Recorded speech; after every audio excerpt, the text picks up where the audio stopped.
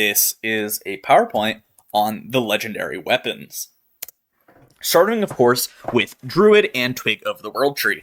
This card was pretty mediocre for a long time. It eventually became somewhat decent with Sphere of Sapience, because you could pop it yourself, so you could actually get 10 mana crystals to ramp yourself. With Guff, it became even better. And then, when Instrument Tech was printed in Festival of Legends, it really took over the format and became one of the most broken cards ever printed.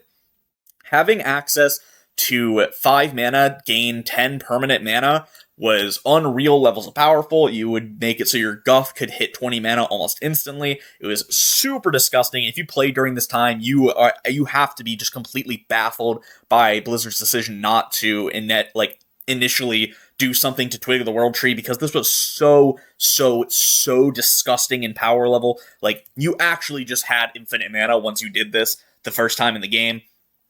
Sometimes you could win the game on the spot, depending on your combo. It was unreal levels of disgusting.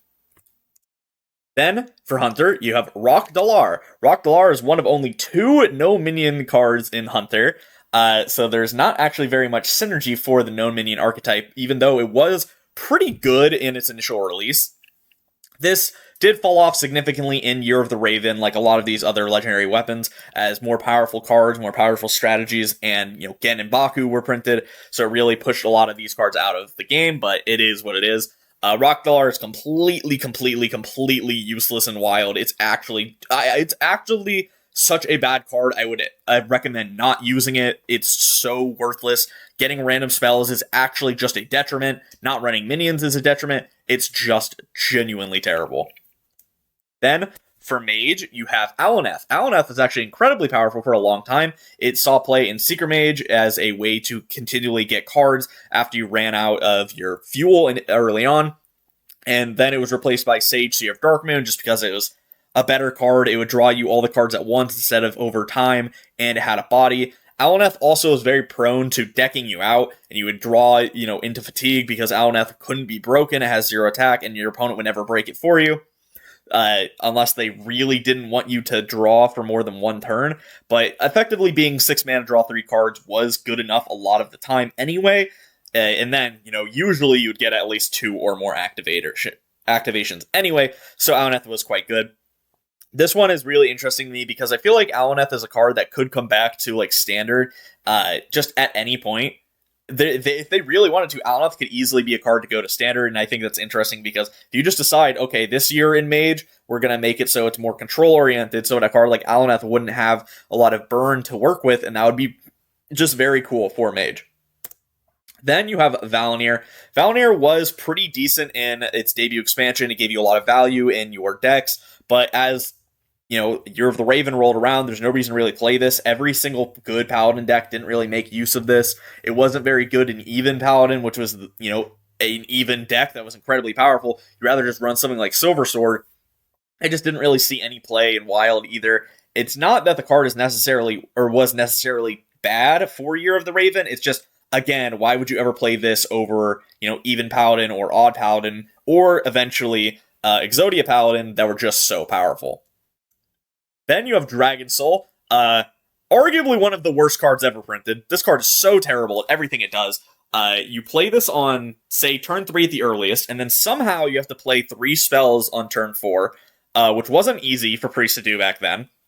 I guess you had Radiant Elemental, but so you didn't really have as many ubiquitous, discover a spell, get a spell from a spells like you have with Anduin's Gift, or your palm reading, or renew, or things like that. So it was actually very hard to trigger it.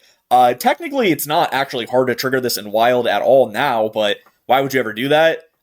Vanilla 5/5s are just not very good, especially with this 3-mana tax. I think that this card could have been not terrible on release if it just said, after you cast 3 spells, summon a 5/5 dragon.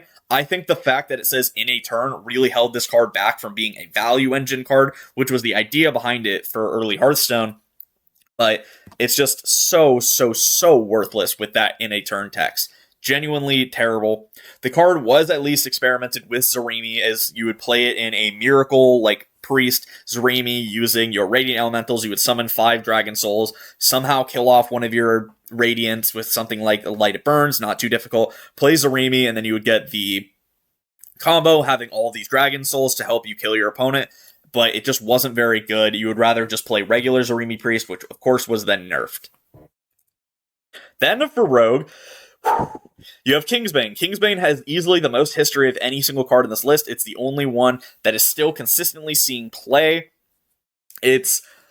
okay, so Rogue and Kingsbane were initially not very good in Wild, but they did see a little bit of success in Millsbane, which is a deck where you would build a lot of buffs to your weapon, things like Tinker Sharp Sword Oil, Naga Corsair, things like that to gain your Kingsbane a lot of attack. You would play Leeching Poison on your Kingsbane, and then you would outgrind your Big Priest opponent, which didn't really have things like Neptulon at the time, but it had like Rag and Yashara and what's it called?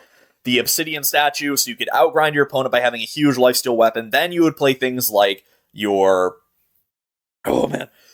you would play cards like Cold Light Oracles and other cards like that to help mill your opponent, destroy their cards. It was incredibly good against Big Priest, not really that good against anything else, but Big Priest was the best deck in the entire game at this time.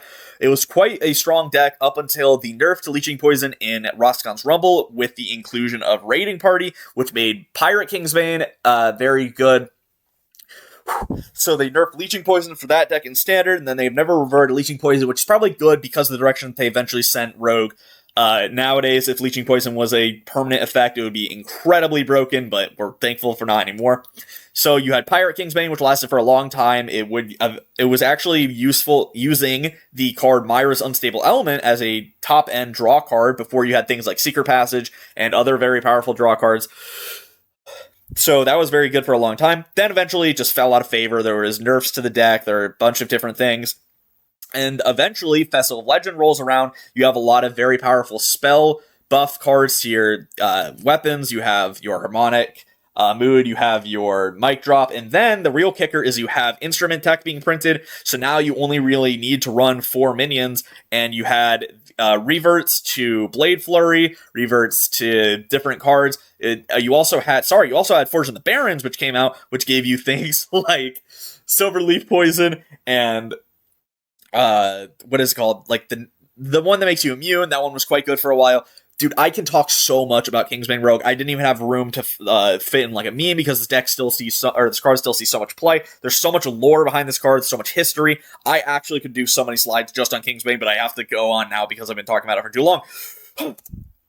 Then for Shaman, you have the Rune Sphere. This one, of course, if you don't know what it does, after you attack, you discover a spell, cast on random targets. It's really bad. It's so terrible, but it's really funny. There's a very fun Dane video on it that is mainly the whole reason I can even remember anything about this card. It's just so bad. It's an 8-mana spell that doesn't have a, condition to only cast, say, 5 or more cost spells. So you can get, 1 cost spells, 0 cost spells, and it's really terrible for your 8-mana legendary weapon.